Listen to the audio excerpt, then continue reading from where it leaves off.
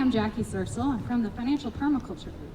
So we had a working group that met several times and had some really productive meetings, and we had a round table. So some of the discussions we had during the working group were, we listed some resources and case studies that we could all look at.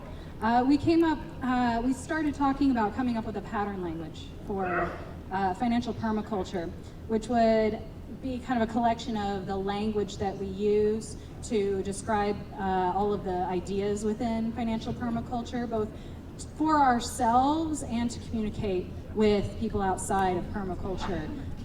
So we needed to keep that in mind. And so we kind of started mapping out some of the concepts such as edges and the forms of capital, but it is like a huge amount of information, and so we've got some ways we're going to continue to collect this and do it online, and we will be sending out a link to everybody so that they can get involved with that or see it in the future.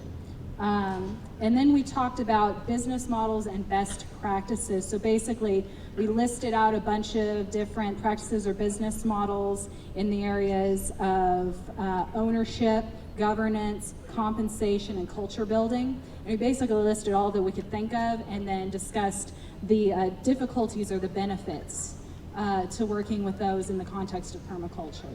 And we'll list all of that, with our pattern language. And then we had a roundtable discussion where we attempted to define financial permaculture. And we all came up kind of with our own definitions. We identified kind of bullet-pointed attributes of it.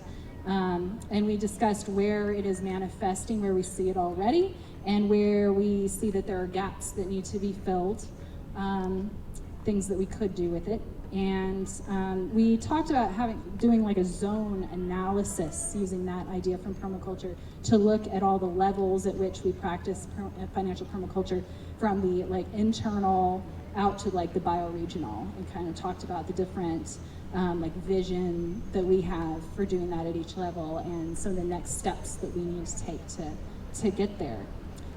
So we covered quite a bit. And we really look forward to continuing this conversation. Thank you.